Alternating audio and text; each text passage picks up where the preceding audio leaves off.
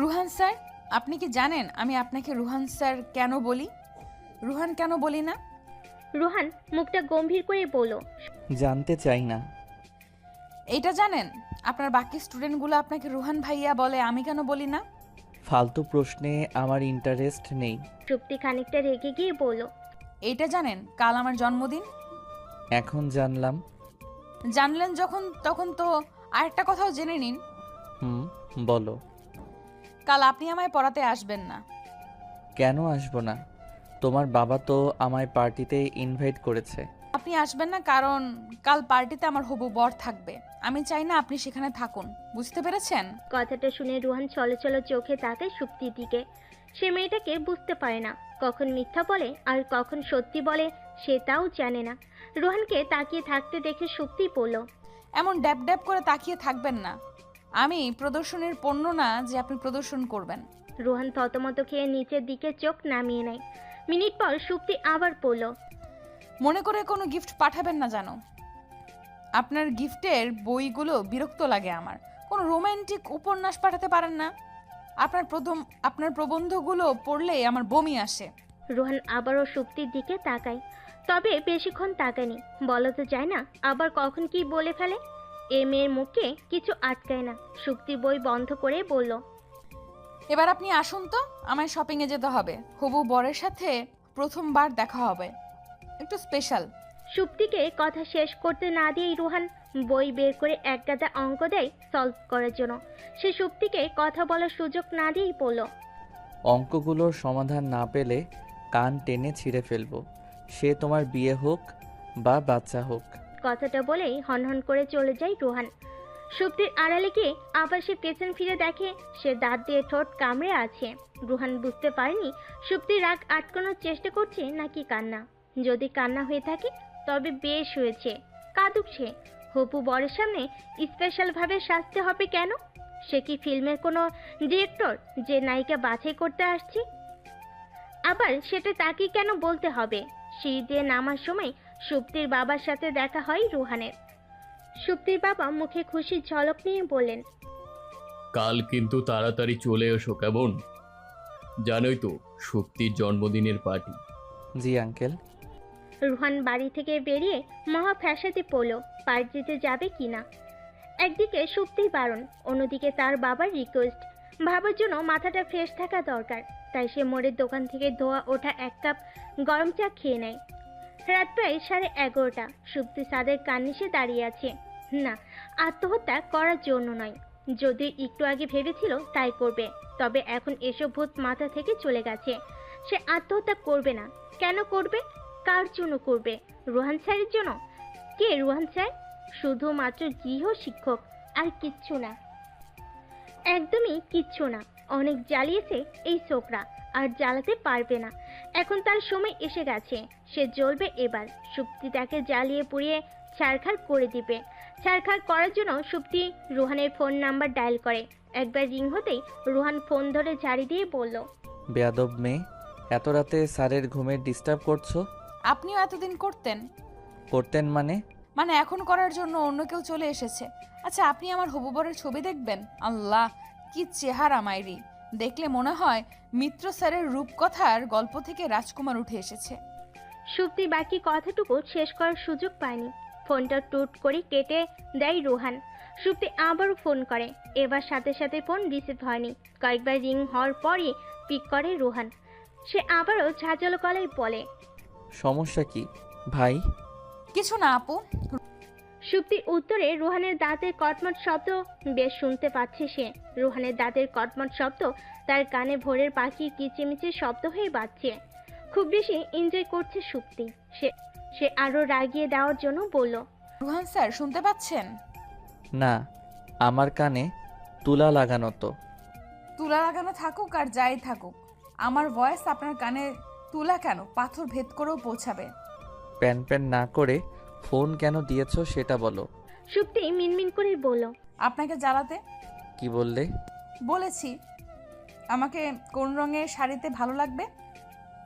আসলে কাল প্রণয় মানে আমার হবু বর আসবে তো, তাই শুনেছি মেয়েদের শাড়ি পরলে নাকি অপসরা লাগে। তাই প্রণয়ের সামনে শাড়ি পরেই যাব। প্রথমবার তার সাথে দেখা বলে কথা, একটু বলুন না প্লিজ। রুহান খট করে ফোনটা কেটে দিয়ে গট করেই বন্ধ করে দেয়। তার ইচ্ছে করছে মেয়েটাকে দাঁতের মাঝখানে রেখে কুটকুট করে চিবোতে। শাড়ি পরবে সে? শাড়ি পরাচ্ছি শাড়ি। রাতে বেশ ভালোভাবে ঘুম হলো সুপ্তির। বহুদিন পর সে এত ভালো ঘুমিয়েছে। তার এত ভালো ঘুমানোর কারণ হলো রুহান। সে জানে আজ রাতে রুহান ঘুমোতে পারবে না। আহ, কি শান্তি লাগছে সুপ্তির। এতদিন সে ঘুমোতে পারেনি, আজ রুহানও ঘুমাতে পারবে না। সুপ্তির ঘুম ভাঙে অনেক মানুষের চিল্লাচিল্লিতে। তার হইচই মোটেও ভালো লাগে না, কিন্তু আজ ভীষণ ভালো লাগছে। সে ফুরফুরে মেজাজে ঘুম থেকে উঠে গোসল সেরে নেয়। আলমারি থেকে লাল রঙের শাড়িটা বের করে সে। লাল রং তার বড্ড অপছন্দের। শুধুমাত্র রুহান স্যারের জন্য সে লাল শাড়ি পরবে। রুহান যদিও ভেবেছিল সে আসবে না, কিন্তু সুপ্তির হবু বরের কথা ভাবতেই সে এক প্রকার দৌড়ে চলে এলো। বাড়িতে ঢুকতেই সুপ্তির বাবার সামনে পড়ে সে। সুপ্তির বাবা মুচকি হেসে বললেন, জানতাম তুমি তাড়াতাড়ি আসবে। রুহান ভুরু কুচকে বলল, মানে? না মানে শুক্তি বলল তুমি আসবে না। রুহান খানিকটা হেসে এদিক ওদিক তাকায়। সুপ্তির বাবা রুহানের কাঁধে হাত রাখতে সে চমকে উঠে ওনার দিকে তাকায়। উনি মুচকি হেসে বললেন, শুক্তি ওর রুমে তৈরি হচ্ছে। সুপ্তি 2 ঘন্টা যাবৎ চেষ্টা করে শেষমেশ শাড়িটা পরেই ফেলল, কিন্তু দুর্ভাগ্যের বিষয় সে শাড়িটা পরতে না পরতেই হুড়মুড় করে রুহান এসে শাড়ির কুচি ধরাম করে খুলে ফেলে। সুপ্তি রুহানকে দেখেই একরাশ বিরক্তি নিয়ে দেখিয়ে বলল, আপনাকে আমি বারণ করেছিলাম আসার জন্য, তারপরও বেহার মতো ধীরে ধীরে করে চলে এসেছেন। রুহান কথা না বলে বিছানার উপর রাখা সবগুলো শাড়ি নিয়ে ওয়াশরুমে চলে যায়। সুপ্তি শাড়িটা কোনো মতে পেঁচিয়ে পেছন পেছন যায়, আর গিয়ে যা দেখে তাতে তার হাতে থাকা শাড়ির কুচির অংশ ঠুস করে পড়ে যায়। রুহান শাড়িগুলো সব একসাথে পানিতে ভিজিয়ে দিয়েছে। ফুসতে থাকা সুপ্তির দিকে চোখ যেতেই সে চলে যায় এখান থেকে। ড্রেসিং টেবিলের সামনে থাকা সুপ্তির কাজওয়ালা লিপস্টিকগুলো দিয়ে রুহান আয়নায় রংধনু আঁকতে শুরু করে। এই কাজে রুহান যা শান্তি পাচ্ছে তা সে বাড়ি থেকে বের হওয়ার দিনও পায়নি। সুপ্তি ওয়াশরুম থেকে বেরিয়ে লিপস্টিক আর লিপ বামের রংধনু দেখে দৌড়ে আসতে গিয়ে শাড়ির সাথে প্যাচ লেগে ধরাস করে পড়ে যায়। রুহান শব্দ শুনে পেছনে তাকিয়ে দেখে সুপ্তি ফুলরে গড়াগড়ি খাচ্ছে। সে সুপ্তির পাশে বসে শাড়ির আঁচল দাঁতে কাটে। কাটা কাপড় ধরে টান দিতেই ফুসফুস করে শাড়ির আঁচলটা আলাদা হয়ে যায়। দাঁতের দাঁত চেপে পড়ল। শাড়ি পরার স্বাদ মিটিয়ে দিয়ে গেলাম। কথাটা বলে সে এক মুহূর্তের জন্য দাঁড়ায়নি। যেমন ভাবে হনহন করে এসেছিল তেমনি হনহন করে চলে গেল। সুপ্তি উঠে বসে হাত পা চড়িয়ে দিয়ে কাঁদতে শুরু করেছে। সুপ্তির কান্না শুনে তার বাবা দৌড়ে আসেন। সুপ্তির এই হাল দেখে তিনি বিব্রত হয়ে মেয়ের পাশে বসেন। ছেঁড়া আঁচলটা তিনি সুপ্তির মাথায় দিয়ে বলেন, কি মিষ্টি লাগছিল শাড়িতে আমার মেয়েটাকে, কিন্তু তার এ হাল হলো কেন? সুপ্তি নাক টেনে বলল, বাবা তুমি কেন এই উন্মাদ ছেলেটার সাথে আমার পরিচয় করিয়ে দিলে বলো তো? সুপ্তির বাবা অপরাধীর ভঙ্গিতে বললেন, ছেলেটা মোটেও উন্মাদ নয়, একটু অগোছালো। আগে এমনটা ছিল না, 6 বছর আগেও বেশ তরতাজা ছিল। সুপ্তি হাত পা গুটিয়ে নিয়ে ফুলারে বসে বলল, বাবা এই অগোছালো ছেলেটা কি বোঝে না আমি 6 বছর আগের স্মৃতিগুলোর জন্য বেঁচে থেকেও মরে আছি? সুপ্তির বাবা ঠোঁট উল্টে মাথা নাড়িয়ে বলেন, হয়তো বুঝেও না বোঝার ভান ধরে আছে। আমি তোমাকে কত ভালোবাসি বাবা, সে কেন তার বাবাকে ভালোবাসে না? সে কি জানে না আমি তার বাবাকে পটিয়ে ফেলেছি? উনি কতটা চায় আমি ওনার ছেলের বউ হই। বলেই সুপ্তি হাওমাও করে কাঁদতে শুরু করলো। তার বাবা মোটেও মেয়ের কান্না সহ্য করতে পারেন না। ওনার স্ত্রী যখন মারা যায় তখন সুপ্তির বয়স 1.5 বছর। শহরের বিখ্যাত ব্যক্তিদের মধ্যে একজন থাকায় বেশি বয়স হলেও কম রূপসী মেয়েদের বিয়ের প্রস্তাব দেননি। শুধুমাত্র মেয়ের দিকে তাকিয়ে তিনি বিয়ে করেননি। তিনি তার বিচার কার্যে যতটা সতর্ক ঠিক ততটা কনসার্ন ওনার মেয়ের খুশির উপর। মেয়ের খুশির জন্য আকাশের চাঁদ না আনতে পারলেও হাজার চাঁদের আলোতে তাকে ভরিয়ে দেয়।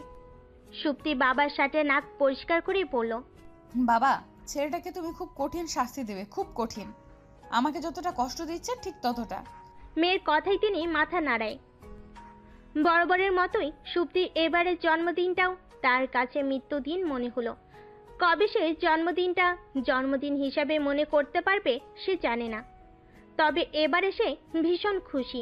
রাতে যখন দাদির কাছে জন্মদিনের গিফট হিসাবে দাদু দাদির প্রেমের গল্প শুনতে গিয়েছে, তখন দাদি দারুণ একটা বুদ্ধি বের করে দিয়েছেন। দাদু যখন দাদিকে প্রেমের প্রস্তাব দিয়েছিলেন, তখন কেউ মেনে নেননি দাদুর বাড়ি থেকে। তখন নাকি দাদু দাদিদের বাড়ি চলে গিয়েছিলেন। যতক্ষণ না বিয়ে না হয়েছিল ততক্ষণ তিনি নড়েননি ওই বাড়ি থেকে। সেও তাই করবে, চলে যাবে রোহান স্যারের বাড়ি। কিন্তু রোহান স্যার তো বাড়ি থাকে না। তাহলে কি সে রোহান স্যারের ফ্ল্যাটে চলে যাবে? যদি জায়গা না দেয় তখন কি হবে? দিবে না কেন? দিতে হবে তাকে জায়গা। আর না দিলে ওনাকে তুলে আশ্রয় ফেলে দেবে সে।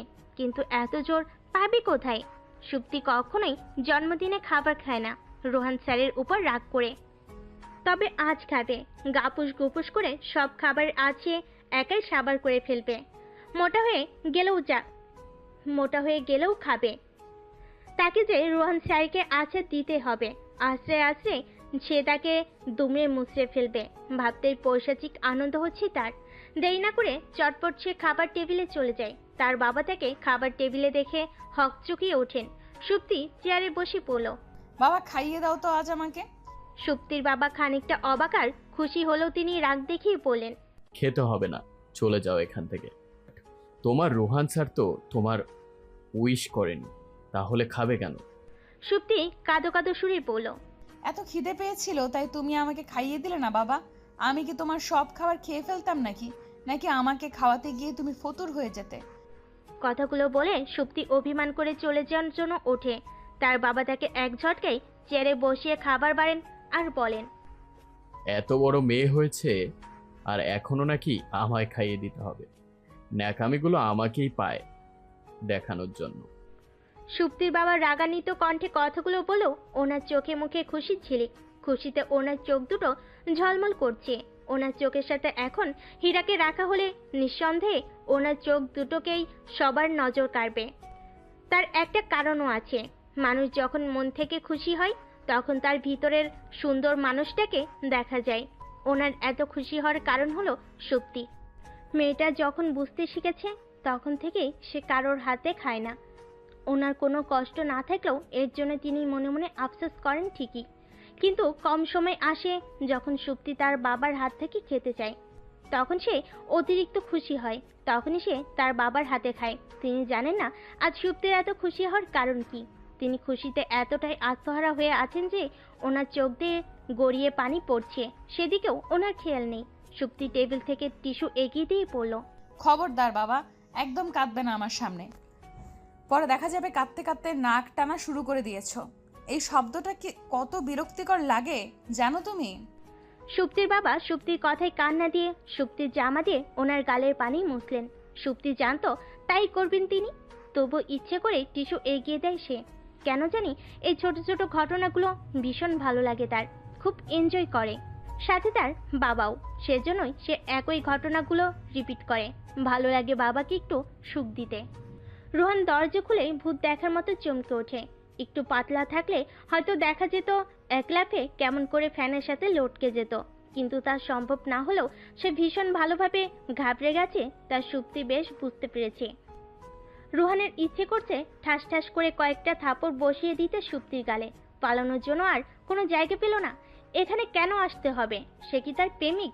রোহানের রাগ তার গাল দুটোর দেখেই বুঝতে পারছে সুপ্তি কেমন টকটকে লাল বর্ণের হয়ে যাচ্ছে ধীরে ধীরে। রোহান সুপ্তির হাত ধরে টানতে টানতে দরজার সামনে নিয়ে যায়। দরজার দিকে আঙ্গুল দেখিয়ে বলল, কোনো রকম কথা না বলে চলে যাবে এখান থেকে। যার জন্য পালিয়ে এসেছো তার কাছে যাও, আমি তোমায় জায়গা দিচ্ছি না। সুপ্তি কাঁদো কাঁদো চেহারা পানিয়ে বলল, আপনি বুঝতে কেন পারছেন না? সে এখন নেই এখানে, ঢাকা আছে সে যে মস্ত বড় ব্যবসায়ী।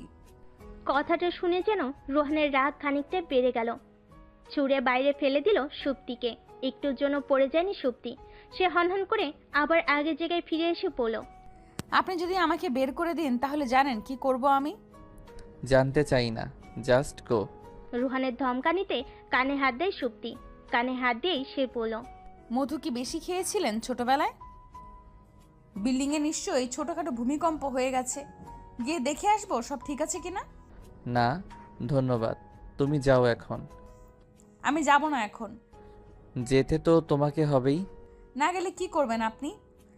আমি আপনার পারমিশন নিয়ে আসিনি এখানে, আর আপনার পারমিশনে যাবও না। লে হালুয়া, আমার বাড়িতে আমার পারমিশনের দরকার নেই। এটা কি সরকারি ফ্ল্যাট মনে হয়? না, একদমই না।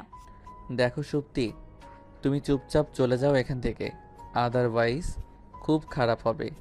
কি খারাপ হবে? যখন কানের নিচে কয়েকটা পড়বে তখন বুঝতে পারবে। আপনি জানেন আমি এখন কি করব? রুহান বিরক্ত হয়ে পড়ল। কি করবে? আপনি যদি আমাকে বের করে দিন তাহলে আমি চেঁচিয়ে সবাইকে জড়ো করব। তারপর সবাইকে বলে বলে বেড়াবো আমাকে বাড়ি থেকে উঠিয়ে নিয়ে এসে এখন আর জায়গা দিচ্ছে না। সুপ্তির কথায় রুহানের চোখ দুটো বাতাবি লেবুর মতো খানিকটা বড় হয়ে গেল। কি ভয়ঙ্কর মেয়ে! এত বড় মিথ্যে কেউ বিশ্বাস করবে না। আমি বললে ঠিক করবে। রুহান খুব ভালো করে জানে সুপ্তি বিশাল মিথ্যাবাদী। সে অনায়াসে বড় বড় মিথ্যা বলে হজম করে ফেলতে পারে। রুহান মনে করে সুপ্তির মিথ্যা কথা শুনে হয়তো কোনো একদিন আকাশে গর্ত হবে, আর সেই গর্তটিতে গড় গড় করে তার উপর সৃষ্টিকর্তার গজব নাজিল হবে। না হলে হয়তো দেখা যাবে তার বানানো গল্প শুনে কবিগুরু স্বর্গ থেকে নেমে এসে তাকে উঠিয়ে নিয়ে যাবে ইতিহাস রচনা করার জন্য। কিন্তু 1.5 বছরে সে এমন কিছু ঘটাতে দেখেনি। আপনি কোথায় হারিয়ে গেলেন রুহান স্যার? রুহান ভাবনার সমুদ্র পাড়ি দিয়ে পড়ল। হারাতে দিলে কোথায়? রুহান তার কাজে চলে গেলে সুপ্তি তার বাবাকে ফোন করে। অনেকক্ষণ চেষ্টা করেও তার বাবাকে ফোনে পাওয়া যায়নি। কিছু সময় পর তার বাবা ব্যাক করে পড়ল। সরি মা, আমি কাজে ছিলাম। সুপ্তি অভিমানী সুরে পড়ল। কাজ তো থাকবেই, আমি ফোন করেছি তো। আচ্ছা বলো তো, তোমার একমাত্র সন্তান তো আমি, তাই তোমার সব টাকা পয়সাও আমার পাওয়ার কথা, তাই না? হুম। তাহলে আমি রুহান স্যারকে বিয়ে করার পর কোনো কাজ করতে দেব না। তোমার টাকায় আমাদের টোনাটুনি সারা জীবন চলে যাবে। কথাটা বলে সুপ্তি ফোন কেটে দেয়। যদি ফোনে থাকতো তাহলে তার খুব রাগ হতো এখন, কারণ সে জানে এখন তার বাবা তাকে বড় বড় বাণী শোনাবে। বাণী না শোনার জন্য তার আসল কথাই বলা হয়নি, তাই মেসেজে জানিয়ে দেয় কাল তার বরকে নিয়ে আসছে সে। রোহান বাড়ি ফিরে সন্ধ্যার পর এসে সুপ্তিকে বলল, জানো সুপ্তি, তোমার বাবা তোমাকে একদম ভালোবাসেন না। আপনাকে কে বলেছে আমার বাবা? কেউ বলেনি। তাহলে বুঝলেন কি করে? তুমি বাড়ি থেকে পালিয়ে এসেছো, আর তোমার বাবা কেমন নিশ্চিন্তে বাড়ি বসে আছে। সেটা আপনি কি করে জানলেন? আমি তোমাদের বাড়ি গিয়েছিলাম বিকেলে, তো তোমায় পড়ানোর কথা। তখন উনাকে দেখে একদম মনে হয়নি উনি তোমার জন্য কোনো টেনশনে আছেন। সুপ্তি রেগে বলল। সুপ্তি কথাটা শুনে এক ছুটে বাথরুমে চলে যায়। তার কারণ সে এখন খুব হাসবে। পেট ফেটে হাসি আসছে তার। আর সুপ্তি কখনো কথা আর হাসি আটকে রাখতে পারে না। কিছুক্ষণ পর সে বের হয়ে দেখে রোয়ান হতভম্ব হয়ে দাঁড়িয়ে আছে। সুপ্তিকে বের হতে দেখে সে সামনে গিয়ে বলল, তুমি ঠিক আছো সুপ্তি? রুহানের কথা শুনে সে আবার হাসতে শুরু করলো।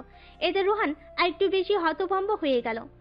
সে তো হাসি কিছু বলেনি, তাহলে সুপ্তি কেন হাসছে? মেয়েটা পাগল হয়ে যায়নি তো? তাহলে তো তার মস্ত বিপদ। পাগল মেয়ের সাথে থাকলে যে কোনো সময় সে পাগলামি শুরু করতে পারে। তার এখন কেটে পড়া উচিত। আজ সে কিছুতেই থাকবে না এখন, কিছুতেই না।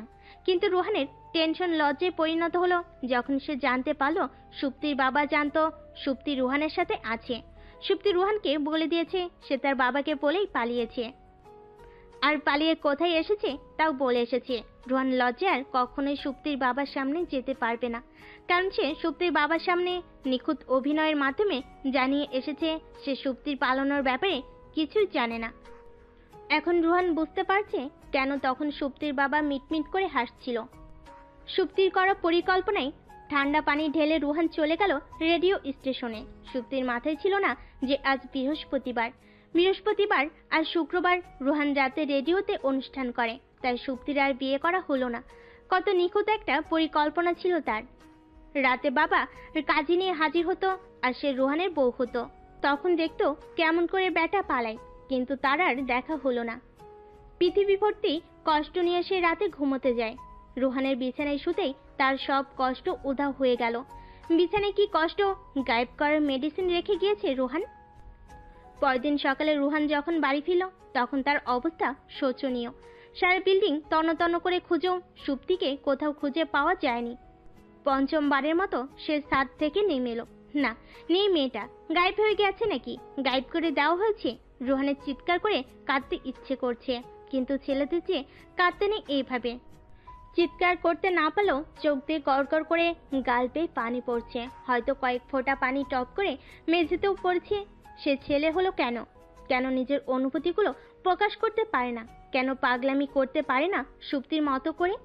একটিবারের মতো ফিরে আসুক, আর কখনো দূরে যেতে দেবে না, কখনোই না। রুহানের অসার শরীরটা ধীরে ধীরে নেতিয়ে যাচ্ছে, হাঁটু ভেঙে বসে পড়েছে ফ্লোরে। তখনই সুপ্তি টিফিন কেরিয়ার ঝুলাতে ঝুলাতে রুমে আসে। রুহানকে হাঁটু গেড়ে বসে থাকতে দেখে সুপ্তি বলল, আপনার কি খুব খিদে পেয়েছে নাকি হাঁটুতে ব্যথা করছে? স্তব্ধ রুহানকে চুপ থাকতে দেখে সুপ্তি আবারও বলে ওঠে, আপনার নিশ্চয়ই ভীষণ খিদে পেয়েছে, তাই না রুহান স্যার? আপনি তো খিদের চোটে কথাও বলতে পারছেন না। সুপ্তি একটা প্লেটে টিফিন কেরিয়ার থেকে খাবার ঢালছে আর বলছে, আপনার দাঁতে প্রবলেম নেই তো, নাকি আপনারও আপনার বাবার মতো কৃত্রিম দাঁত? বলে সুপ্তি হাসতে হাসতে গড়াগড়ি খাচ্ছে। রুহান যে তীক্ষ্ণ দৃষ্টিতে তার দিকে তাকিয়ে আছে সেদিকে খেয়ালই নেই সুপ্তি। কিছুক্ষণ পর সুপ্তি হাসি থামিয়ে বলল, জানেন রুহান স্যার, আমি আমার বাবার জন্য গরুর মাংসের তরকারি নিয়ে গিয়েছিলাম। ওনাকে বেড়ে দিতেই উনি দেখি ওনার দাঁত খুলে হাতে নিয়ে আসছেন। আপনার দাঁতও কি এমন নাকি? সুপ্তি কথা শেষ করে আবারও হাসতে শুরু করে। সুপ্তির ভুবন কাঁপানো হাসিতে রুহান উঠে দেয়, সুপ্তির সামনে গিয়ে কানের নিচে একটা চর বসিয়ে দেয়। সুপ্তির মুখরিত করা হাসি নিমিষেই কালো মেঘের আড়ালে ঢাকা পড়ে যায়। গালে হাত দিয়ে ছলো ছলো চোখে তাকায় রুহানের দিকে। ফুপিয়ে ফুপিয়ে কান্না আসছে তার। হাত থেকে কখন যে খাবারের প্লেটটা পড়ে গেছে সেদিকেও খেয়াল নেই। কেউ একজন বলেছিল মেয়েরা নাকি ছেলেদের সব যন্ত্রণার কারণ। তিনি বেঁচে থাকলে সুপ্তিকে দেখে নিশ্চয়ই ওনার কথা তুলে নিয়ে বলতেন, ছেলেরাই প্রকৃত পক্ষে মেয়েদের যন্ত্রণার কারণ। কথাটা মনে মনে উচ্চারণ করে 1 মিনিটও দাঁড়ায়নি সুপ্তি। গাল ঘষতে ঘষতে চলে যায় সে। পেছনে তাকায় উনি। পেছনে তাকালে হয়তো দেখতো লাল চোখের মানুষটা হাত মুঠ করে দাঁড়িয়ে তার দিকে অপলক তাকিয়ে আছে। রুহানের সাথে সুপ্তির দেখা হয় না বেশ কদিন ধরে। রুহান আর পড়াতে আসে না, সুপ্তিও তার সাথে যোগাযোগ করার চেষ্টা করে না। অভিমানী সুপ্তি রুহানকে বিরক্ত করতে চায় না। সেদিন মারা কি দরকার ছিল? না হয় সে তার হবু শ্বশুরের জন্য রান্না করেছিল, তার জন্য মারতে হবে কেন? সে ভালোবাসে না তার বাবাকে, সুপ্তি কেন তার শ্বশুরকে ভালোবাসবে না? রুহানও বড্ড জেদি।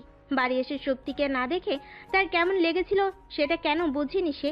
সুপ্তি তো তাকে ধন্যবাদ জানানো উচিত ছিল। যা রাগ হয়েছিল তাতে একটা থাপ্পড় কম পড়ে গেছে। ভীতু মেয়ে কোথাকার, এক থাপ্পড় খেয়ে পালিয়ে যায়, আর সে নাকি আমার সাথে সারা জীবন থাকবে। বাহ, অসাধারণ জোকস। মন খারাপ থাকলে সুপ্তি ছাদের কার্নিশে দাঁড়িয়ে থাকে আর ভাবে সে আজকে আত্মহত্যা করে ফেলবে, চলে যাবে সবাইকে ছেড়ে ছুড়ে। কিন্তু কখনোই যাওয়া হয় না। আজ সুপ্তি সেখানেই দাঁড়িয়ে। আজ সে লাফিয়ে পড়বে নিশ্চিত, চলে যাবে না ফেরার দেশে। একেবারের জন্য হলেও সে চলে যেতে চায়, গিয়ে দেখতে চায় রোহান স্যার তখন কি করে। যখন রোহান স্যার সুপ্তিকে খুঁজে খুঁজে মরবে তখন সে ভূত হয়ে তার ঘাড় মটকে দেবে, ভয় দেখিয়ে ফেলে দেবে করিম চাচার সিঙ্গারা বানানোর গরম তেলে। গভীর রাতে যখন সে একা একা পথ চলবে তখন সাদা কাপড় সে সামনে হাজির হবে। ভয় পেয়ে প্যান্ট ভিজিয়ে ফেলবে রোহান স্যার। উফ, ভাবতেই পৈশাচিক আনন্দ হচ্ছে সুপ্তি। পৈশাচিক শব্দটা মনে হতে শিউরে উঠল সুপ্তি। সে সত্যি সত্যি ভূত হবে, তারপর সাদা কাপড় পরে ভয় দেখাবে যাদেরকে সে সহ্য করতে পারে না। কিন্তু সাদা কাপড় পাবে কোথায় তা তো ভাবেনি। মহা ফ্যাসাদে পড়ল সুপ্তি। সাদা কাপড় যদি না পায় তাহলে তো ভয় দেখাতে পারবে না। যদি সত্যি না পায় তাহলে তার রুমের জানালার কার্টেন চুরি করবে। কোনোদিন কাউকে না বলে কোনো জিনিস হাত দেয়নি সুপ্তি। বজ্জাত রোহানের জন্য তাকে মরার পরও চুরি করতে হবে। দুঃখে কষ্টে কান্না পাচ্ছে সুপ্তির, কিন্তু সুপ্তি কাঁদবে না।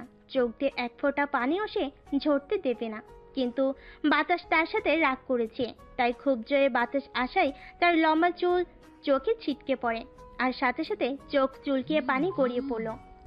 খুব রাগ হলো সুপ্তির। কালি চুলগুলো কেটে ফেলবে সে, তার জন্য তো তাকে পার্লারে যেতে হবে, আর পার্লারে যাওয়ার জন্য তাকে বেঁচে থাকতে হবে। তার মানে আজও সে পারবে না আকাশে উড়ে যেতে।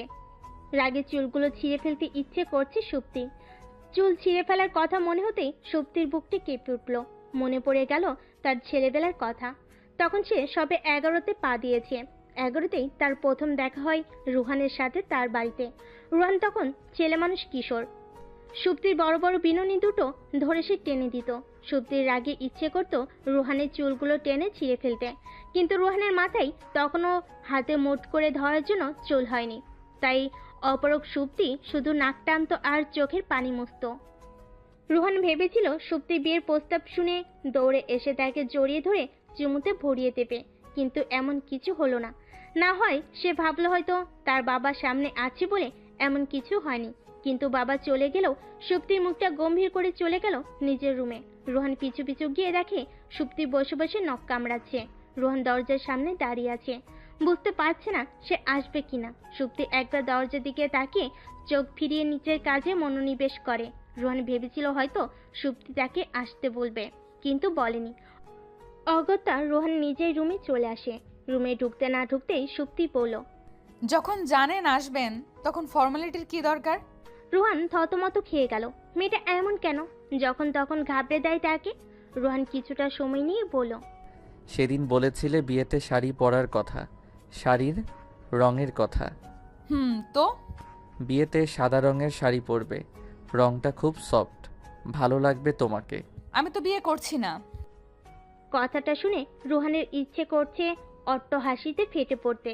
যে মেয়ে তাকে বিয়ে করবে বলে তার বাবাকে কনভিন্স করেছে, ব্রিলিয়ান্ট স্টুডেন্ট হয়েও তাকে টিউটর রেখেছে, সে কিনা আজ বলছে বিয়ে করবে না। তার তো হাসাই উচিত, কিন্তু সে হাসবে না, কারণ সুপ্তি মুখটা গম্ভীর করে রেখেছে। এখন যদি সে হাসে তাহলে নির্ঘাত সুপ্তি বেঁকে যাবে। তখন সুপ্তিকে সোজা করা তার দ্বারা সম্ভব নয়। সুপ্তি রুহানের দিকে তাকিয়ে বিরক্ত হয়ে পড়ল, দাঁড়িয়ে আছেন কেন? বললাম তো বিয়েটা করব না। এবার রুহান খানিকটা ভরকে গেল। সুপ্তি কি সত্যি সত্যি তাকে বিয়ে করবে না? অভিমানে সুপ্তি কি পাথর হয়ে গেছে? সে কি রুহানকে আর ভালোবাসে না? কেন বাসবে না? বাসতে হবে। সে তো এতদিন অপেক্ষা করেছিল তার একটা ভালো চাকরির জন্য। আজ যখন সে বাংলাদেশ আর্মিতে চাকরি পেয়েছে, তখন বিয়ে করতে সমস্যা কোথায়? রুহান খানিকটা রেগে বলল, কেন করবে না? বিয়ের আগেই আমার সাথে থাকতে চলে যেতে পারো, আর বিয়ে করতে পারো না? কথাটা মুখ থেকে বের হতেই সুপ্তি বাতাসের বেগে তার সামনে এসে তার গালে চড় বসিয়ে দেয়। রুহান ভাবছে সে হয়তো দিবা স্বপ্ন দেখছে, কিন্তু তার গাল গরম হয়ে গেছে। মনে হচ্ছে আগুন বের হচ্ছে। রুহানের ইচ্ছে করছে সেই আগুন থেকে হাতে উত্তাপ নিতে, কিন্তু লজ্জে সে গালে হাত দিতেই পারল না। এত জোরে থাপ্পড় সেই স্কুলের টিচারের হাতেও খায়নি, আর এখন স্টুডেন্টের হাতে খেতে হচ্ছে। ভাবতেই তার গায়ের লোম দাঁড়িয়ে উঠছে। বিয়ের আগে গায়ে হাত, বিয়ের পর দেখা যাবে তাকে প্রতিবন্ধী হয়ে থাকতে হবে, কারণ এখনকার মেয়েরা স্বামীর গায়ে হাত তুলতে ভাবে না। আর এই মেয়ে বিয়ের আগেই না হয় সুপ্তি তাকে ভালোবাসে, অধিকার আছে তার উপর, আদৌ করে দু চারটা দিতে পারে, কিন্তু সে তো সুপ্তির টিচারও। রোহানের গাল টকটকে লাল হয়ে আছে। সুপ্তি জানে আজ রাগে তার গাল লাল হয়নি। সুপ্তি সুযোগে আজ তাকে বুঝাবে। সে রোহানকে টেনে বিছানায় বসায়, তারপর সেও বসে পড়ে বলল, জানেন আমার কি ইচ্ছে? আমি জানি, আপনি জানেন না তাই না? রোহান হতভম্ব হয়ে তাকিয়ে আছে সুপ্তির দিকে। আছে অন্য সুপ্তিকে দেখেছে। আগে সে ছেলে মানুষ সুপ্তিকে না, অন্য একটা সুপ্তি। সুপ্তি আবারও বলতে শুরু করলো, চোখের পলক ফেলে নিন রুহান স্যার, এইভাবে তাকিয়ে থাকলে রোবট ভেবে ভুল করব। আর শুনুন, আমার ইচ্ছে হলো আমি প্রেম করে বিয়ে করব। বিয়ের পর ঘর সংসার আর বাচ্চা কাচ্চা সামলাতেই বুড়ি হয়ে যাব, তখন আর প্রেম করা হবে না, আর এখনো হচ্ছে না, যার দরুন আমি বিয়ে করতে পারছি না। রুহান বিরক্ত হয়ে বলল, আমাদের প্রেম হলো না কোথায়? সেই কবে থেকে আমি তোমাকে চিনি। আর কি? কিছুই না। আপনি বলুন কখন প্রেম হয়েছে? আপনি কখনো আমার জন্য পাঞ্জাবি পরে এক গাদা কদম এনে বলেছেন মায়াবতী তোমার জন্য? নাকি কখনো রিকশায় করে শহর ঘুরিয়ে দেখানোর সময় হাত চেপে ধরে দুষ্টুমি করেছেন, কিংবা পড়ানোর সময় পা দিয়ে আমার পা ছুঁয়ে দিয়েছেন, হঠাৎ করে গালে চুমু এঁকে আমাকে চমকে দিয়েছেন কখনো? না, দেননি। তাহলে কোথায় প্রেম হলো? সুপ্তির কথায় রুহানের মুখটা হা হয়ে গেছে। সে বনে চলে গেছে। মাথাটা ঘুরছে, হাত দিয়ে চেপে ধরছে। ইচ্ছে করছে তা না হলে সে পড়ে যাবে। কোথায় পড়বে সে? বিছানায়, ফ্লোরে, নাকি সুপ্তির কোলে? কিন্তু সুপ্তি তাকে পড়ার সুযোগ দেয়নি। তার আগে সে জিজ্ঞেস করে, আপনি পানি খাবেন রুহান স্যার? রুহানের ভীষণ ইচ্ছে করছে পানি খেতে। তার বড্ড পিপাসা পেয়েছে। 7 সমুদ্রে শুকিয়ে যাবে সে যদি পানি খায় এখন। তাই নাবোধক মাথা নাড়ায়। সুপ্তি যথারীতি বলতে শুরু করে, যতদিন আমাদের প্রেম না হচ্ছে ততদিন আমি বিয়ে করছি না, বুঝেছেন? বুঝে থাকলে উঠুন আর যান এখান থেকে। রোহান দুলতে দুলতে দরজার কাছে যায়, আবারও ফিরে আসে। ফিরে এসে বলল, এক গ্লাস পানি দাও তো সুপ্তি। গলাটা শুকিয়ে আসছে মনে হচ্ছে, পেটের ভেতর খরা বইছে। সুপ্তি পানির জগটা রোহানের হাতে ধরিয়ে দেয়। রোহান ঢকঢক করে জগটা খালি করে বেরিয়ে পড়ে। 2 দিন হলো রোহান স্যার বেপাত্তা, তার কোনো খোঁজ নেই। সুপ্তির বাবা ভীষণ চিন্তিত, মেয়ের উপর খানিকটা রাগান্বিত। কেন ছেলেটাকে এভাবে ঘাবড়ে দিল? বেচারা নিশ্চয়ই মানসিক চাপে আছে। না জানি বিয়ের পর কত শতবার তাকে সাইকোলজিস্টের কাছে যেতে হয়। ওনাকে আরো চিন্তিত করে দিয়ে একটা ছেলে 1 প্যাকেট ফল আর একটা চিঠি পাঠায়। সেখানে বিভিন্ন সিজনের বিভিন্ন রকমের ফল, আর বেশ তরতাজা। উনি চিঠিটা হাতে নিয়ে চমকে ওঠে। সুপ্তিকে কেউ চিঠি পাঠাতে পারে তা ওনার কল্পনার বাহিরে। চিঠির কথা শুনে সুপ্তি বাইরে এসে চমকে ওঠে। এক গাদা ফল কেউ কেন তাকে পাঠাতে যাবে? এটা কারোর দেওয়া জন্মদিনের উপহার নয় তো? হতে পারে উপহার আসতে আসতে দেরি হয়ে গেছে। কিন্তু ফলগুলো দেখে মনে হয় না অনেকদিন আগের। তাই দেরি না করে সুপ্তি আগ্রহের সাথে চিঠি খুলে পড়তে শুরু করে। সুপ্তি, তুমি প্রেম করতে চাও, আমি তা জানি। আর ধরে নাও এই চিঠিটা আমাদের প্রথম প্রেমপত্র। সেদিন তুমি আমার গালে থাপ্পড় মেরেছিলে, মনে আছে তোমার? তোমার থাপ্পড়ে আমি খুব অবাক হলাম। কারণটা জানো কি? থাপ্পড়টা আমার একদম লাগেনি। তোমার শরীরে শক্তি খুব কম, আরও শক্তিশালী হতে হবে তোমায়। আমি কিছু ফলমূল পাঠিয়েছি তোমার জন্য। তুমি নিয়মিত ফল খাবে, কিন্তু বেশি বেশি খাবে। আর হাতের নখ একদম কাটবে না, যেন পরের বার আরও গভীর ক্ষত সৃষ্টি হয় রুহান। সুপ্তি নাক পরিষ্কার আর চোখের পানি মুছে এক বক্স টিস্যু শেষ করে দ্বিতীয় বক্সে হাত দেয়। রাগে তার শরীর কাঁপছে। যদি রোহান সামনে থাকতো তাহলে হয়তো তাকে সে মেরে ফেলতো। চিঠিটা ইচ্ছে করছে টুকরো টুকরো করে ভিন্ন ভিন্ন নদীতে ফেলে দিয়ে আসতে, কিন্তু প্রথম প্রেমপত্র হয়, সে তা করতে পারছে না। সুপ্তি কি রোহানকে বলেছিল চিঠি দেওয়ার কথা? কেন সে চিঠিটা দিল? আর যদি সে চিঠি না দিত তাহলে সুপ্তি আবেগে আপ্লুত হয়ে বারবার চিঠি পড়তো না, সারাক্ষণ চিঠির দিকে তাকিয়ে থাকতো না, আর তার সিঁড়ি থেকে পড়ে পাও ভাঙতে হতো না। এখন তাকে ঘরে বসে ডেটিং করতে হচ্ছে। ভাবতে সুপ্তির ইচ্ছে করছে ভ্যাও ভ্যাও করে কেঁদে ফেলতে, কিন্তু সে তার মন মতো কাঁদতেও পারছে না। তার বাবা স্ট্রিক্টলি বলে দিয়েছে যদি তার কান্নার আওয়াজ তার বাবার কানে যায় তাহলে তাকে বাড়ির বাইরে বসিয়ে দিয়ে আসা হবে। তার বাবাও কেমন দিন দিন নিষ্ঠুর হয়ে যাচ্ছে। রোহান অর্ধেক উঠে হাঁপাচ্ছে। ইচ্ছে করছে পাইপটা ছেড়ে দিতে, তারও হাত পা ভাঙুক। তখন সেও সুপ্তিকে বলবে লুকিয়ে চুরিয়ে দেওয়াল টপকে পাইপে তার সাথে দেখা করতে। যখন তার বাবা জানি সব, তখন লুকিয়ে লুকিয়ে কেন দেখা করতে হবে? 1 গ্লাস পানি খেতে পারলে ভালো হতো। রোহান পানি খেতে পারেনি ঠিকই, তবে মশার কামড় খেয়ে তার হুঁশ আসে। আর যখন হুঁশ ফিরে তখন ভয়ঙ্কর একটা কথা তার কানে আসে। নিচ থেকে কেউ একজন চেঁচিয়ে বলে উঠল, স্যার, আপনি কি ঘুমিয়ে পড়েছেন নাকি ভাবিকে ভয় পাচ্ছেন? রোহানের ইচ্ছে করছে এক্ষুনি নেমে গিয়ে তার জুনিয়র কলিগটাকে পাশের ডোবা থেকে চুবিয়ে আনতে, তাহলে তার মন হালকা শান্তি পেত। কিন্তু তার অবস্থা এখন কাদায় পড়া হাতির মতো। না সে কিছু বলতে পারছে, না হজম করতে পারছে। বহু কষ্টে সে বেলকুনি পর্যন্ত আসতে সক্ষম হয়। কাল সে মসজিদে গিয়ে 2 রাকাত নফল নামাজ আদায় করবে।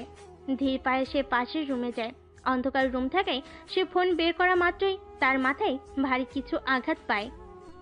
মাগু বলে চিৎকার করতেই আরো কয়েকটা কিল ঘুষি তার পিঠে পড়ে। সুপ্তির বাড়ির কাজের মেয়েটা চোর চোর বলে চিৎকার করছে আর রোহানকে পেটাচ্ছে। সুপ্তির গভীর ঘুম না ভাঙলেও পাশের রুম থেকে তার বাবা চলে আসেন। লাইট অন করে রোহানকে দেখে কাজের মেয়েটার হাত থেকে পেন্সিল বক্সটা ঠুস করে ফ্লোরে পড়ে যায়। সবার চিল্লাচিল্লিতে সুপ্তির ঘুম না ভাঙলেও এবার তার ঘুমটা ভেঙে যায়। সে হকচকিয়ে জিজ্ঞেস করে, কি হয়েছে? এখানে মানুষ কেন এত? আপনি কি করছেন এত রাতে রুহান স্যার? সুপ্তির কথাই রোহানের ইচ্ছে করছে দ্য স্টারি নাইট পেন্ডিং এর দেওয়ালটাই মিশে যেতে। তবে রাগে না লজ্জায় তার জানা নেই। রোহান শুধু নিষ্পাপ শিশুদের মতো তাকিয়ে আছে সুপ্তির দিকে। সুপ্তির বাবা বিরক্ত হয়ে তানুকে বললেন, এত বছর ধরে কাজ করেও তুই রুহানকে চিনতে পারলি না, ছেলেটাকে চোর চোর বলে গালি দিচ্ছিস। তানু মুখটা বিজ্ঞদের মতো করে বলল, মাইরি কইতেছি জজ সাহেব, তিনি এমনি লাফাইয়া নামছে, আমি তো মনে করছিলাম বুঝি কোনো চোর আয়া পড়ছে। সুপ্তির বাবা তানুর কথায় আরো বিরক্ত হলেন। তিনি মেয়েটাকে সহস্রবার সঠিক ভাষায় কথা বলতে বললেও মেয়েটা বলবে না। তিনি মেয়েটাকে সহস্রবার সঠিক ভাষায় কথা বলতে বললেও মেয়েটা বলবে না। এই মেয়ের জন্য তিনি অনেক জায়গায় অপমানিত হয়েছেন। তানুর থেকে তিনি মাইরি কথা শুনতে শুনতে একবার কোর্টে পর্যন্ত বলে ফেলেছিলেন। এরপর থেকে টানা 3 মাস তিনি তানুকে বাক্যকরণ শিখিয়েছিলেন, তবুও মেয়েটা ঠিকভাবে বলতে পারে না। তিনি রোহানের অপরও আজ বিরক্ত বোধ করছেন। ছেলেটার মাথা হয়তো সুপ্তির সাথে থেকে থেকে ড্যামেজ হয়ে গেছে, না হলে কেউ অনুমতি থাকা সত্ত্বেও কেন চুরি করে বাড়ি আসবে। সুপ্তির বাবা আর টানু চলে গেলে সুপ্তি ঠোঁট দুটো প্রসারিত করে বলল, আমি খুব খুশি হয়েছি রুহান স্যার, আপনি সত্যি সত্যি আমার জন্য এত পরিশ্রম করেছেন। I am really impressed. এখন তোমারও উচিত আমাকে ইমপ্রেস করা, খুশি করা। কি করে করি বলুন তো? আপনি আমার জন্য কোনো উপহার আনেননি। চাইলে সেখান থেকে আপনাকে 50% দিতে পারি, কিন্তু আপনি তো কিছুই আনেননি। রোহান মিনমিন করে বলল, এনেছি তো, এক চিমটি ভালোবাসা, আর আমি 50 না পুরো ভাগই নিয়ে ছাড়বো। সুপ্তি ভুরু কোচকে বলল, আপনার কথা আমার কান পর্যন্ত আসছে না রুহান স্যার, একটু সামনে এগিয়ে আসুন তো। সুপ্তি বলতে না বলতেই রোহান সুপ্তির পাশে এসে বিছানায় বসে পড়ে। সুপ্তি ঘাবড়ে গিয়ে বলল, আমি তো এতটা সামনে আসতে বলিনি রুহান স্যার। রোহান ফিসফিস করে বলল, আমি তোমার জন্য উপহার এনেছি সুপ্তি, তোমার টইটুম্বর ভালোবাসার জন্য একটা চুমু। সুপ্তি রোহানের কথায় হতভম্ব হয়ে তাকিয়ে আছে তার দিকে। রোহান এমন কিছু বলতে পারে তা তার ধারণার বাইরে। কি হলো সুপ্তি, তুমি 50% ফিরিয়ে দেওয়ার জন্য প্রস্তুত তো? আমার ঘুম পাচ্ছে রুহান স্যার, আপনি যান তো এখান থেকে। রোহান মুচকি হেসে বলল, যাওয়ার জন্য এসেছি আমি, আগে এই পাওনাটা বুঝে নেই। প্রায় ভোর হতে চলো। সুপ্তির দু চোখে এখনো ঘুম ধরা দিচ্ছে না। চিনচিন করছে ব্যথার জায়গাটা, না পায় না তার ঠোঁটে। ঠোঁট দুটো ফুলে আছে, হয়তো ঘুম থেকে উঠে দেখবে ফুলে কলা গাছ হয়ে আছে। ছেলেটার নিশ্চয়ই ছোটবেলায় সবাইকে কামড়ে দেওয়ার অভ্যাস ছিল, তাই এখন সেই অভ্যাসটা বাদ দিতে পারেনি। বারবার নিজেকে আয়নায় দেখছে সুপ্তি। মিষ্টি কালারের শাড়িটাতে তাকে অস্বাভাবিক মিষ্টি লাগছে। ইচ্ছে করছে নিজের গাল দুটো নিজে টেনে দিতে। রোহান স্যার যখন দেখবেন তখন কি তারও ইচ্ছে হবে গাল টেনে দিয়ে বলতে, কোন রূপকথার রাজকন্যা তুমি, যার চোখে স্বপ্ন বুনেছি আমি। ভাবতেই গাল দুটো লজ্জায় লাল হয়ে আসছে। আয়নায় আরো একবার তাকিয়ে আনমনে সুপ্তি ভাবলো সে এত সুন্দর কেন হলো। একটু খারাপ দেখতে হতো, তখন না হয় সেও দেখতো রোহান স্যার তাকে কেমন ভালোবাসে। সুপ্তি টিফিন বক্সে রোহানের প্রিয় ইলিশ আর চিংড়ি কচুর সালুন নিয়ে শেষবারের মতো আয়নায় নিজেকে দেখে নেয়। প্রথমবারের মতো রোহানের জন্য খাবার নিয়ে যাচ্ছে সে। তার আগে সে হবু শ্বশুরের সাথে দেখা করতে যায়। লোকটা ঠিক তার বাবার মতো। এমন ভালো একজন মানুষের সাথে কেন যে থাকতে চায় না রোহান। বড্ড ভাবায় সুপ্তিকে ব্যাপারটা। রোহানের বাবা আজহার সাহেব সুপ্তির চোখের নিচ থেকে কাজল নিয়ে তার কানের পেছনে লাগিয়ে দিয়ে মুচকি হেসে বললেন, তোমার শাশুড়ি মা থাকলে হয়তো তাই করতো। সুপ্তি আকাশ ছোঁয়ার আনন্দ নিয়ে রোহানের কাছে যায়, কিন্তু সে রোহানের সাথে দেখা করতে গিয়ে যা দেখে তাতে তার মাথা হ্যাং হয়ে যায়। মেয়েটা রোহানের হাত ধরে অবলীলায় কথা বলে যাচ্ছে, আর রোহানকে দেখে সুপ্তির মোটো মনে হচ্ছে না সে এতে বিরক্ত। সুপ্তি রোহানের ডেস্কের কাছে গিয়ে বেশ শব্দ করে টিফিন বক্স রাখে। মেয়েটা হালকা ভয় পেয়ে রোহানের হাত ছেড়ে দেয়। রোহান বিরক্ত হয়ে বলল, এগুলো কি ধরনের অসভ্যতা সুপ্তি? সুপ্তির হাত পা কাঁপছে, রাগে তার শরীর থেকে আগুন বের হচ্ছে। মানুষের বিশেষ ক্ষমতা থাকলে হয়তো সে দেখা যেত ধোঁয়া বের হচ্ছে তার শরীর থেকে, কিন্তু সেই ক্ষমতা না থাকে কেউ দেখতে পায়নি সুপ্তির রাগগুলো। রুহান কি জানে আজ সে তার জন্য কতটা সময় নিয়ে সেজেগুজে এসেছে, হাত পুড়িয়ে তার জন্য প্রিয় খাবারগুলো রান্না করেছে। জানলে হয়তো বলতো না এভাবে। সুপ্তির রাগে টিফিন বক্স ছুঁড়ে ফেলে দেয় ফ্লোরে, দাঁত কটমট করেই বলল, আপনি বুঝি এই আপুর হাত ধরে সভ্যতা শিখেছেন? তাহলে শিখুন, ভালো করে শিখবেন, কিন্তু তা না হয় আমিও শিখব। সুপ্তি হনহন করে চলে আসে সেখান থেকে। বাইরে আসতেই পেছন থেকে একজন ভাবি ভাবি বলে চেঁচিয়ে ওঠে। সুপ্তি পেছনে তাকিয়ে দেখলো হ্যাংলা পাতলা একটা লোক তাকে ডেকে ডেকে দৌড়ে আসছে। লোকটা এসে হাঁপিয়ে হাঁপিয়ে সুপ্তিকে বলল, আপনি সেনা যার জন্য রোহান স্যার সেদিন চুরি করে আপনাদের বাড়ি গিয়েছিল? সুপ্তির মুখটা কালো করে বলল, তাহলে এই মেয়েকে যার সাথে স্যার এতক্ষণ ধরে কথা বলছে, সবাই তো ভাবছে ওনার প্রেমিকা। কেউ আমার কথা বিশ্বাসই করছে না। সুপ্তির ভেতরটা হু হু করে উঠল। লোকটা জ্ঞানী ভাব নিয়ে বলল, তাহলে এই মেয়েকে যার সাথে এতক্ষণ ধরে স্যার কথা বলছে, সবাই তো ভাবছে ওনার প্রেমিকা। কেউ আমার কথা বিশ্বাসই করছে না। নিজের প্রেমিকাকে আঁচলে বেঁধে রাখতে হয়, তা না হলে ফুট করে উড়ে যাই। কিন্তু আজকাল মেয়েদের আঁচলই দেখি না আমি, সব খালি পেট বের করে শাড়ি পরতে গিয়ে আঁচল খুলে পড়ে। আপনি কাল থেকে আমার কাছে শাড়ি পরার ট্রেনিং নেবেন, বুঝতে পেরেছেন? বলতে না বলতেই ঠাস করে গালে একটা থাপ্পড় পড়ে। সুপ্তির হাত ব্যথা করছে লোকটাকে থাপ্পড় মেরে। সেখানে মিনিট দেরি না করে বেরিয়ে পড়ে সে। লোকটা সেখানেই ধপ করেই বসে পড়ে। রুহান ততক্ষণে বুঝতে পারে সুপ্তি রেগে যাওয়ার কারণ। সে ধুম করে রিমির গালে একটা চর বসিয়ে দিয়ে বলে, বেয়াদব মেয়ে, হাত না ধরে কথা বলতে পারিস না তুই? জানিস ছেলেদের কত কষ্ট করতে হয় বউয়ের রাগ ভাঙাতে? কথাটা বলে রোহান দৌড়ে বাইরে চলে আসে। বাইরে সুপ্তির গাড়ি দেখতে পেয়ে বুঝতে পারে সুপ্তি হেঁটে হেঁটে যাচ্ছে। সেও তার জিপটা নিয়ে বেরিয়ে পড়ে। সুপ্তিকে এক প্রকারের জোর জবরদস্তি করেই রুহান গাড়িতে তুলে। সুপ্তি রেগে রুহানের হাতে কামড়ও বসিয়ে দেয়। তাতে রুহানের হাতে রক্ত জমে নীলচে হয়ে যায়, কিন্তু সুপ্তি যেতে পারেনি। রুহান বিরক্ত হয়ে বলল, নিজেকে রাক্ষসী প্রমাণ করার কি দরকার ছিল? আমি তো তা জানি।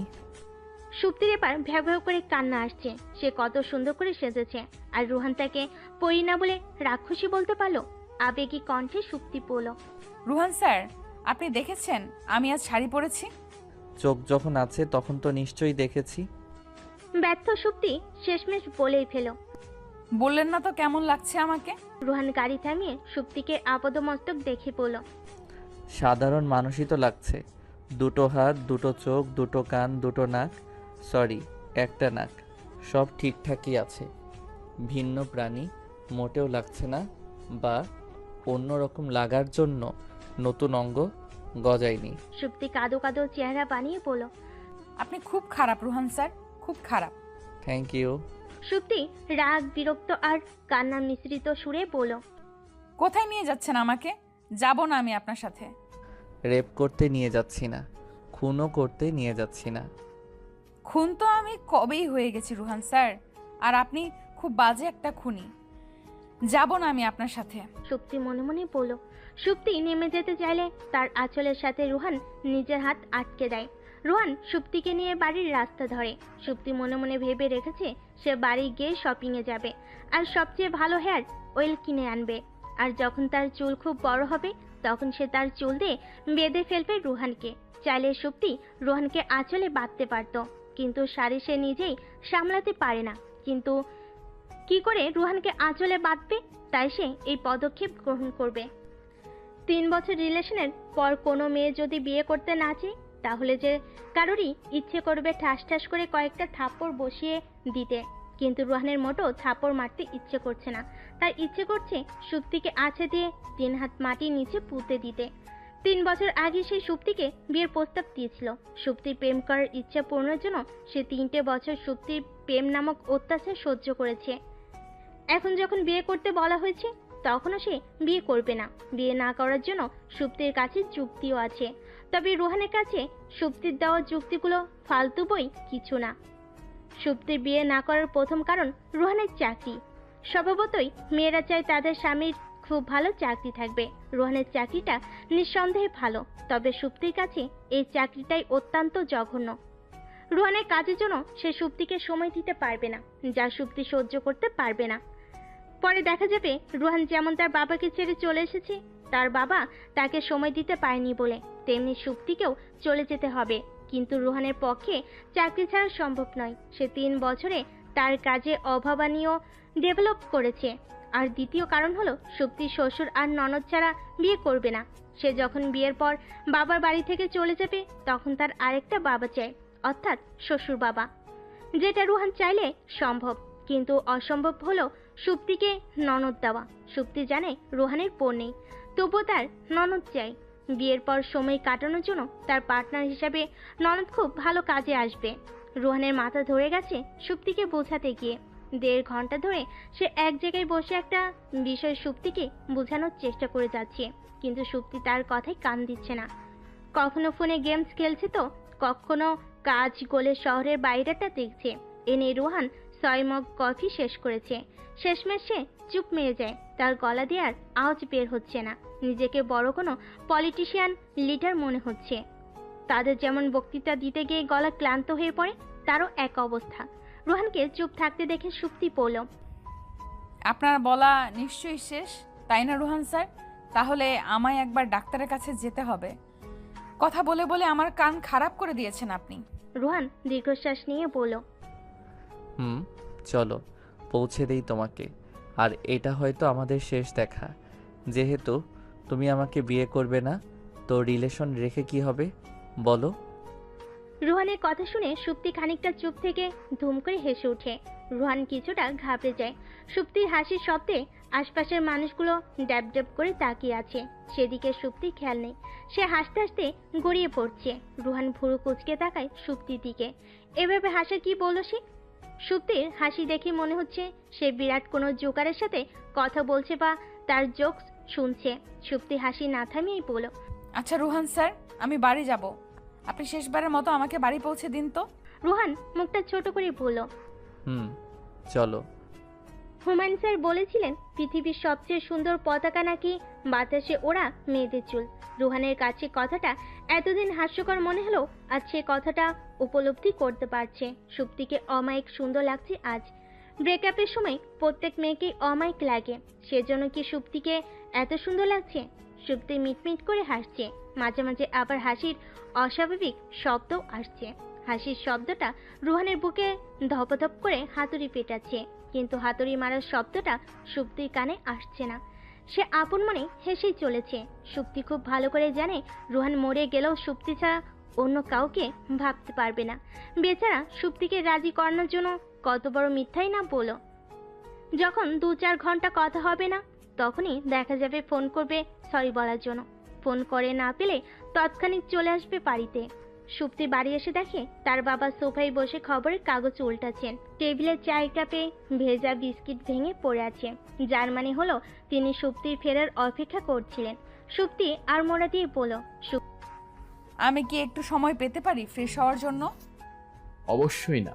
সুপ্তি সোফায় বসে চায়ের কাপ হাতে নিয়ে চুমুক দেয়, মুখ উল্টে বলল, ঠান্ডা চা? 1 কাপ গরম চা করে দাও তো বাবা। অনেক দিন হলো তোমার হাতে চা খাওয়া হয় না। তানু বাগানে পানি দিচ্ছে।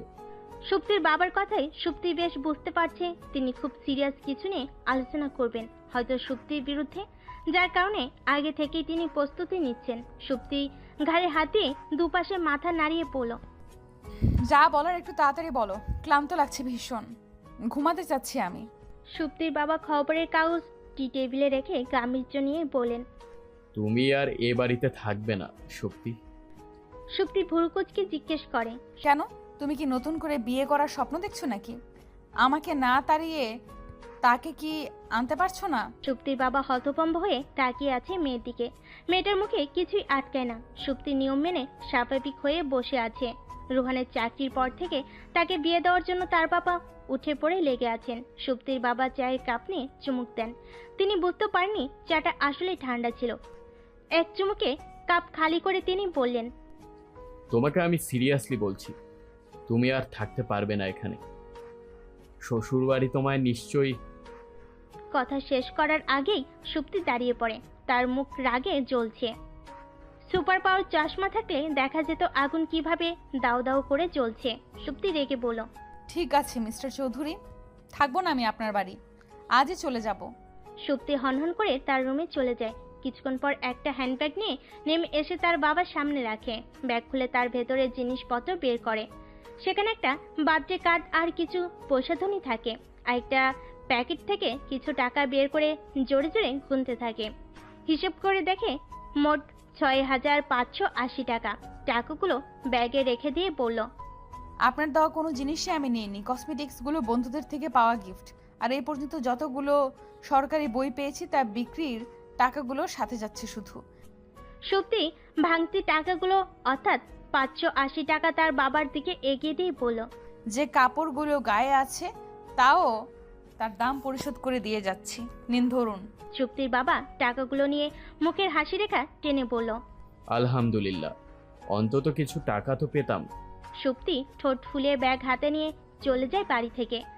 রাস্তায় বেরিয়ে নিজেকে সন্ন্যাসিনী লাগছে। তারা যেমন এক বস্তে বাড়ি থেকে বের হয়, সেও কেমন এক বস্তে বের হয়েছে। তো এখন কোনো বাবার মাজারে যাবে, সেখানে সেটেল হবে। সুপ্তির বাবার মাথায় আকাশ ভেঙে পড়ল যখন তিনি জানতে পারলেন সুপ্তি রুহানের কাছে যায়নি। অস্থির হয়ে তিনি সারা বাড়ি পায়চারি করছেন, বারবার উকি দিয়ে দেখছেন এই বুঝি মেয়েটা এলো। বিকেল পেরিয়ে সন্ধ্যা হলে তিনি হাত পা ছেড়ে কান্না শুরু করে দিয়েছেন। রুহান সুপ্তির জানা শোনা সব জায়গায় খোঁজ নিয়েছে, কোথাও পাওয়া যায়নি তাকে। সুপ্তির বাবা একটু পরপর নাক টানছেন আর রুহানের দিকে তাকাচ্ছেন। ছেলেটার এক পায়ের প্যান্ট হাঁটুর নিচে, আরেক পায়ের প্যান্ট গোড়ালির উপর। সেও রীতিমতো দাঁতের নখ কাটছে আর পায়চারি করছে। উস্কো চুলে তাকে এখন পাগল মনে হচ্ছে সুপ্তির বাবার কাছে। ওনার ইচ্ছে করছে ফোন নিয়ে একটা ছবি তুলে রাখতে, পরে সুপ্তিকেই দেখিয়ে খুব করে হাসা যেত। কিন্তু ওনার শরীরটা উঠতে চাইছে না। ক্লান্ত হয়ে একসময় ওনার চোখ দুটো বুজে আসে। রোহন আবারও তার গাড়ি নিয়ে ছুটে চলে সুপ্তির খোঁজে। তার একবার বাথরুমে যাওয়ার দরকার ছিল, কিন্তু সময় নেই তার হাতে। তাকে যে সুপ্তিকে খুঁজে বের করতে হবে। সুপ্তির কিছু হলে সে নিজেই মরে যাবে। সে জানালার বাইরে তাকাতে পারছে না, হু হু করে কান্না আসছে। কতটা রাত পেরিয়ে গেছে। সুপ্তি ক্লান্ত হয়ে রাস্তার পাশে বেঞ্চিতে বসে পড়ে। তার বড্ড কান্না পাচ্ছে। না, বাড়ি থেকে বের করে দেওয়ার জন্য নয়, রুহানের কথা মনে পড়ার জন্যও নয়। তার কান্না পাচ্ছে তার ব্যক্তিগত সম্পদগুলোর জন্য, আলমারি ভরা জামা কাপড়গুলোর জন্য, জন্মদিনে বাবার দেওয়া দামি পারফিউমগুলোর জন্য, বিশেষ মানুষের দেওয়া ঘড়িটার জন্য, তার সাজানো গোছানো ঘরটার জন্য। তার চোখের অশ্রুগুলো বাঁধ ভেঙে গড়িয়ে পড়তে চাইছে, কিন্তু তার অশ্রু ঝরার আগেই সে একটা মেয়েলি কণ্ঠ শুনতে পায়। সামনে তাকিয়ে দেখে মেয়েটা হিংস্র চোখে তাকিয়ে আছে তার দিকে। মেঘের গর্জনে মেয়েটা বলল, এই যে মহারানী, এটা আমার জায়গা, ভালো করে যদি নিজের রাস্তা ধরেন। রাস্তা কখনো নিজের হয় না, হয় সরকারের নয়তো সৃষ্টিকর্তার। মেয়েটা ভুরু কুঁচকে তাকায় সুপ্তির দিকে। তার চোখে প্রশ্ন, আতঙ্ক আর ক্ষোভ প্রকাশ পাচ্ছে। মেয়েটাকে এভাবে তাকিয়ে থাকতে দেখে সুপ্তি দুঃখী সুরে পড়ল। তোমাকেও কি বাড়ি থেকে বের করে দেওয়া হয়েছে? মেয়েটা দীর্ঘশ্বাস নিয়ে বেঞ্চের অপর পাশে বসে। হাতের ব্যাগ থেকে একটা আয়না বের করে নিজেকে দেখতে দেখতে বলল, করেই তো দিয়েছি। সৎ মায়ের সংসারে কখনো অবাকিতে জায়গা হয় না। আমার নাম সুপ্তি। মেয়েটা মুখ কুঁচকে বলল, নাম জিজ্ঞেস করিনি আমি। কেউ নাম বললে নিজের নামও তাকে বলতে হয়, এটা ভদ্রতা। আমি নাম বললাম কখন? বললেই তো অভাগী। আসলেই তো অভাগী আমার নাম। তো তুমি কি রাস্তায় রাস্তায় ঘুরো? আমিও ঘুরবো। রাতে কি এখানেই শুয়ে পড়ো? আমাকে ভাগ দিও তো, একটুতেই হবে। দুজনে মিলে গল্প করব আর আকাশের তারা গুনবো। তারপর কখন যে ঘুমিয়ে পড়বো কারোরই খেয়াল থাকবে না। মজা হবে না? মুচকি হেসে বলল। মেয়েটা চোখ দুটো ছোট ছোট করে তাকায় সুপ্তির দিকে। তার কাছে সুপ্তিকে দেখে ভালোই মনে হচ্ছে, তাহলে পাগলের মতো বিলাপ কেন করছে সে বুঝতে পারছে না। ভদ্রঘরের মেয়ে বলে কি মজা করছে তার সাথে, তাও বুঝতে পারছে না সে। সুপ্তি মেয়েটাকে মুগ্ধ হয়ে দেখছে। মেয়েটার বয়স হয়তো 18 থেকে 19 হবে। এখন তো তার কলেজ টপ হয়ে প্রাইজ এনে সবাইকে খুশি করার কথা, কাস্টমারদের নয়। রোজ রাতে বেলকুনিতে দাঁড়িয়ে চাঁদ মামার সাথে গল্প করার কথা, রাস্তার পাশে বেঞ্চিতে বসে নয়। সুপ্তি মেয়েটার দিকে তাকিয়ে মুখে হাসি রেখে টেনে বলল, আচ্ছা তোমার নাম কি? ফুলটুসি। এমন কারো নাম হয় নাকি? মেয়েটা মাথা নাড়ে।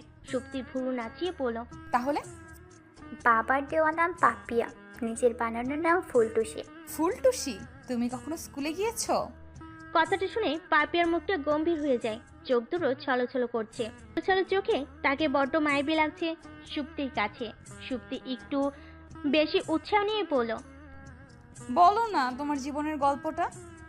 কেউ আমাদের গল্প শুনতে চায় না, আমরা অন্য পৃথিবীর মানুষ। তুমি কেন শুনতে চাইছো? তার মানে তুমি পড়াশোনা পছন্দ করো না, তাই না? মোটেও না। আমি যখন স্কুলে পড়তাম সবার আগে ছিলাম ক্লাসে।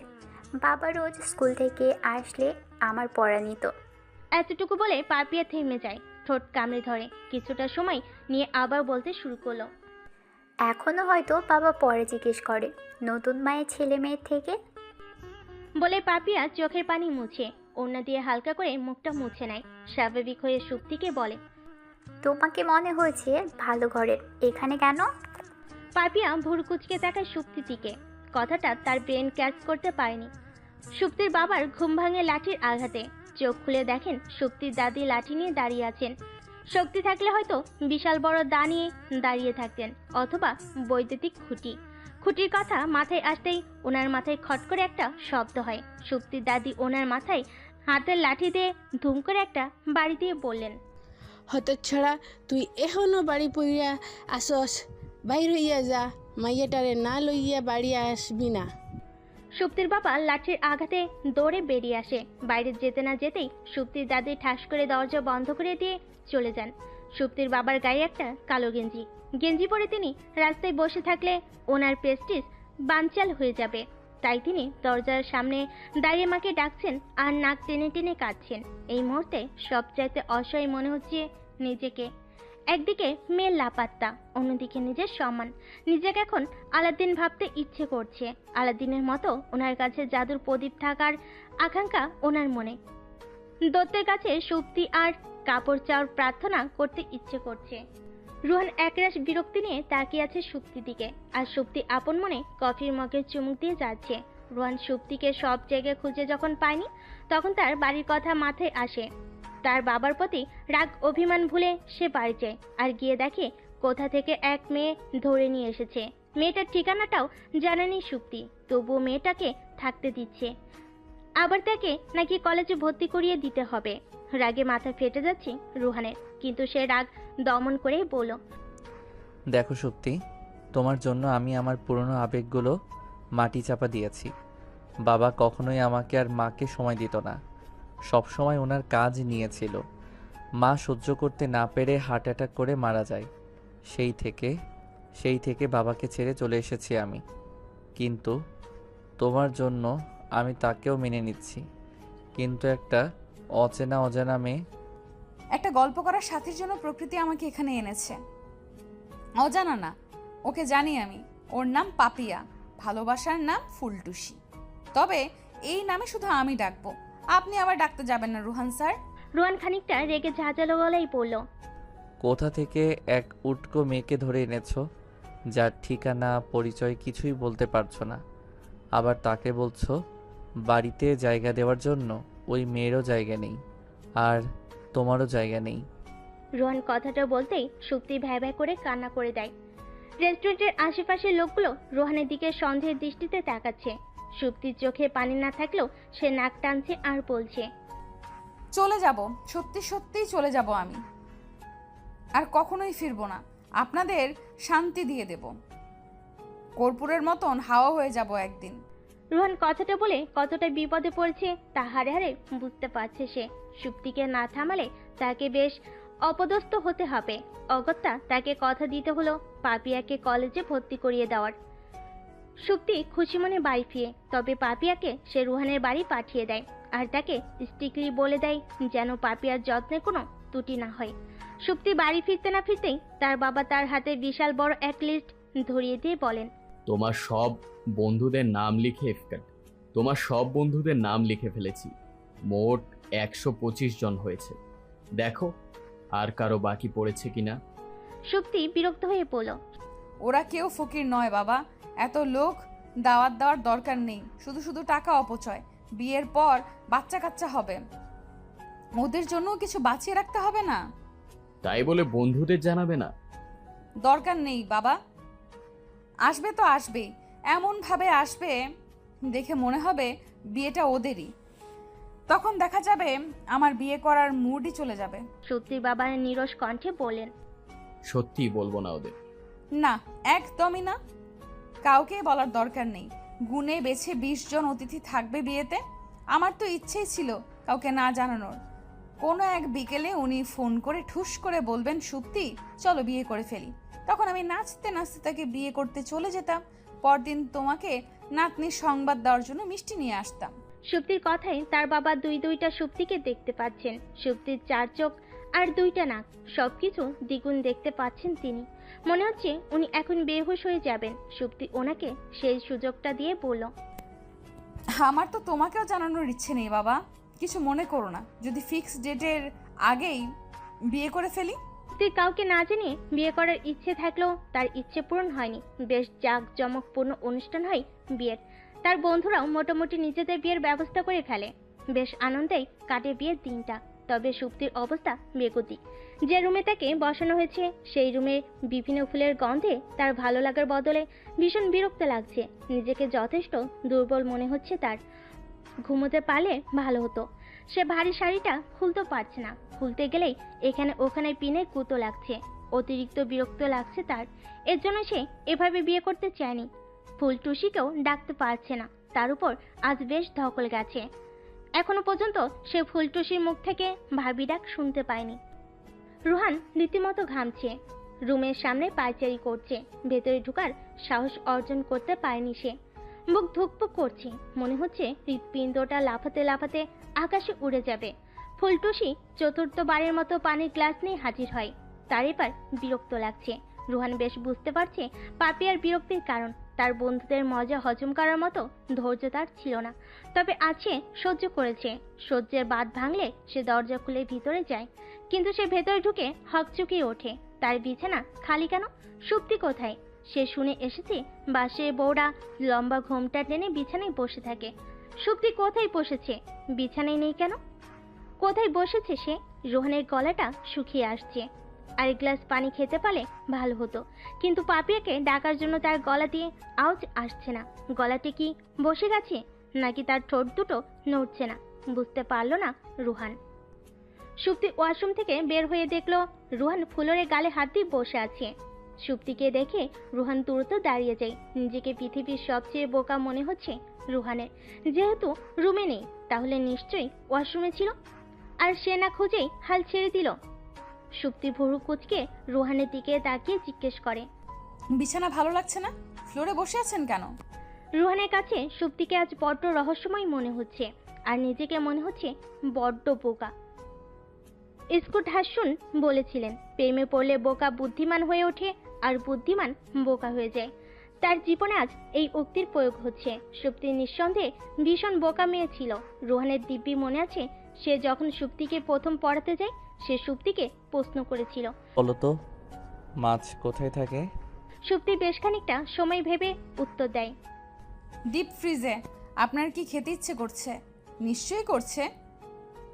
টিউটরদের তো টিফিন দিতে হয়, আপনাকে কিছুই দেওয়া হয়নি। I am sorry. কাল থেকে আপনাকে রোজ মাছ ভাজি দেওয়া হবে, কোনো টেনশন নিয়েন না। তখন থেকেই রুহান সুপ্তির প্রোফাইল বুঝে গিয়েছিল। রুহানের মাছ ভাজি খাওয়ার ভাবনা সুপ্তির কথাই উড়ে যায়। সুপ্তি রাগী কণ্ঠে বলে, চিন্তা করার হলে হিমালয়ে চলে যান, ঘরে বসে না।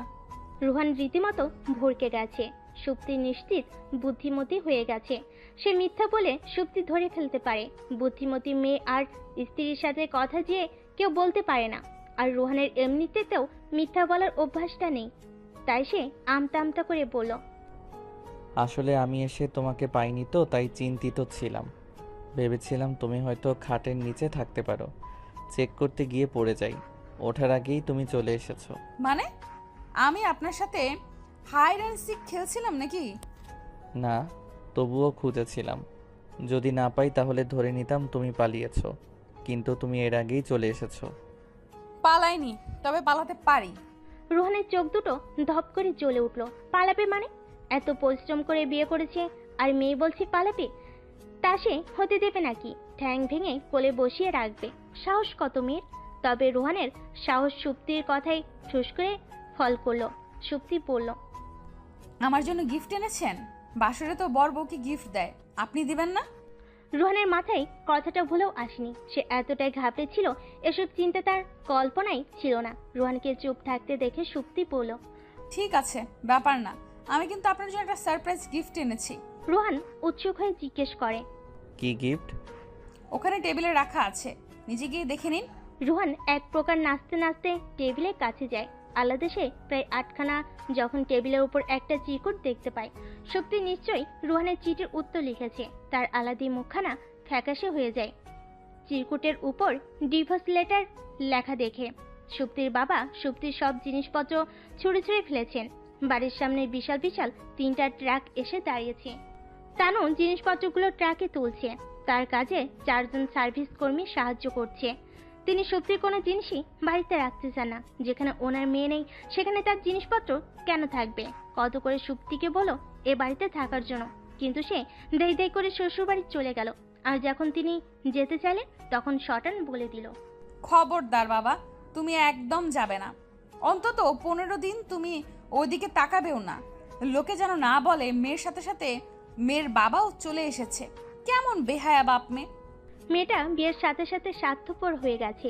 সাধারণত ছেলেরা বউ পেয়ে বাবা মাকে দূরে ঠেলে দেয়। তিনি এমন ঘটনা বহুবার দেখেছেন। ওনার জীবনে ব্যতিক্রম ঘটনা ঘটেছে। মেয়েটা যার সময় একবার জড়িয়ে ধরে 2 ফোঁটা চোখের পানি পর্যন্ত ঝরানি। কত স্বার্থপর হলে মেয়েটা এমন করতে পারলো? ওনার শুক্রাণু এমন হবে উনি কল্পনাও করেনি। উনি সুপ্তির টেডিগুলোর দিকে তাকিয়ে একটা টেডি হাতে নেন, তারপর উচ্চ স্বরে বলেন, ওকে ওকে গিয়ে বলে দিও আমি এবার সত্যি সত্যি বিয়ে করব। যখন আরেকটা মেয়ে হবে তখন তাকে বিয়ে দিয়ে এ বাড়িতেই রেখে দেব। আমার ঘরেই তার জামাই আর সে সুখে শান্তিতে থাকবে। কথাটা বলে উনি ঠাস করে ফেলে দিলেন মিকি মাউসটাকে। কিন্তু আশ্চর্য ঘটনা, মিকিটা উঠে এসে ওনাকে মারতে শুরু করলো আর বলতে লাগলো, বিয়াত্তা মাইয়ার বাপ হওয়া সত্ত্বেও তুই বিয়া করার চিন্তা করস? হারামজাদা, বাড়িতে গিয়া বাইর হ। সুপ্তির বাবা ভালো করে তাকিয়ে দেখেন মিকিটা ওনাকে মারলো। মিকিকে পরিচালনা করছে ওনার মা, বাগের স্টেডি দিয়ে মারছে। যদি হাতে লাঠি থাকতো তাহলে হয়তো দেখা যেত প্যান্ট ভিজে যেত ওনার ছেলেবেলার মতো। চিরকুটের লেখার উপর বেশ বড় করে নীল কালিতে লেখা ডিভোর্স লেটার। রোহান চিরকুটের নিচ থেকে প্যাকেট খুলে দেখে সেটা খালি।